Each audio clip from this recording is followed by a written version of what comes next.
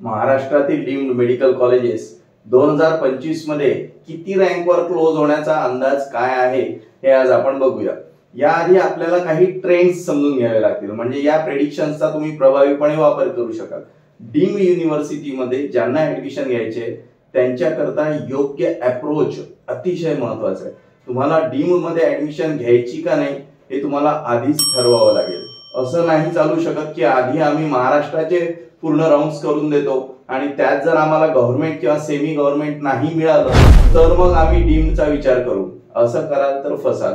याचं कारण सांगतो, तुम्ही कुठल्याही वर्षाचे डीम्ड युनिव्हर्सिटीचे राउंड्स 1, 2 आणि 3 चे कट ऑफ्स बघा। राउंड 1 पेक्षा राउंड 2 नेहमी हायर रँकवर क्लोज होतो आणि राउंड 3 त्याच्यापेक्षा जास्त हायर रँकवर क्लोज होतो। असं का होतं याचं कारण म्हणजे मेजॉरिटी स्टुडंट्सचा डीम्ड कॉलेजेस हा पहिला प्रेफरन्स नसतो। का पहिला प्रेफरन्स नसतो? कारण डीम्ड कॉलेजेसची फी प्रचंड आहे। प्रत्येकाला वाटत असतं की गव्हर्नमेंट किंवा सेमी गव्हर्नमेंट मध्ये आपल्याला मिळून जाईल एमबीबीएस। महाराष्ट्राचे काउन्सिलिंग राउंड जसजसे पुढे जातात तसं तसं लक्षात यायला लागतं की महाराष्ट्राच्या स्टेट काउन्सिलिंग मधून आपल्याला काहीच मिळत नाहीये।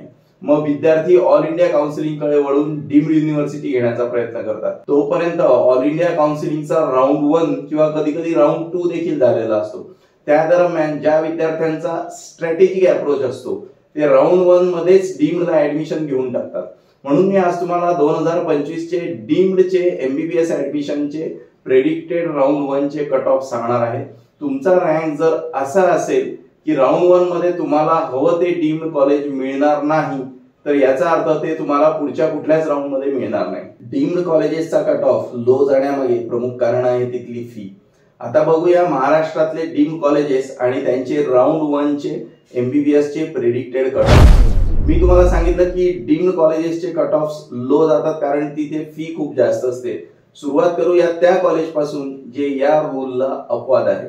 सिम्बायोसिस मेडिकल कॉलेजचा राउंड 1 चा कट ऑफ यावर्षी 64,000 रँकवर जाईल असा आमचा अंदाज आहे। नवी मुंबई मधल्या महात्मा गांधी मिशन्स मेडिकल कॉलेजचा राउंड 1 चा कट ऑफ यावर्षी 2,50,000च्या जवळपास असेल। छत्रपती संभाजीनगर मधील महात्मा गांधी मिशन्स मेडिकल कॉलेजचा राउंड 1 चा कट ऑफ यावर्षी 2 लाखाच्या जवळपास असेल। वाशी मधल्या एमजीएम मेडिकल कॉलेजचा राउंड 1 चा कट ऑफ 2,30,000 असेल।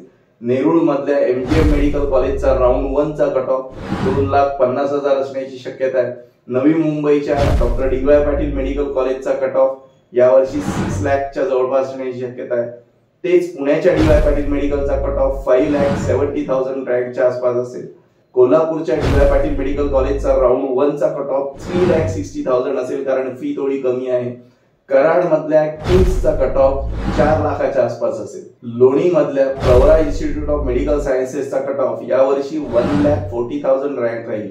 इथे तेच आपल्याला बघायला मिळतंय की फी कमी असेल तर हायर रँकचा कट ऑफ असतो। पुण्याच्या भारती विद्यापीठचा राउंड 1 चा कट ऑफ 3 लाखच्या आसपास असेल। परत डी.वाय. पाटील पेक्षा फी कमी असल्यामुळे कट ऑफ हाय जाईल। सांगलीच्या भारती विद्यापीठचा कट ऑफ 5 लाखच्या आसपास असेल। फी जवळपास सारखी असूनही पुण्यापेक्षा कट ऑफ खाली येईल कारण विद्यार्थी पुण्याला प्राधान्य देतात। वर्ध्याच्या दत्ता मेघे यांच्या जवाहरलाल नेहरू मेडिकल कॉलेजचा राउंड 1 चा कट ऑफ 5,50,000च्या जवळपास असेल। परत लोकेशनचा फरक पडतो, पश्चिम महाराष्ट्रापासून दूर असल्यामुळे कट ऑफ खाली जाईल। नागपूरच्या दत्ता मेघे मेडिकल कॉलेजचा कट ऑफ 5,20,000च्या जवळपास असेल। पुन्हा सांगतो, राउंड 1 च्या कट ऑफ पेक्षा राउंड 2 नेहमी हायर रँकवर क्लोज होतो आणि राउंड 3 कट ऑफ त्याच्यापेक्षा हाय जातो।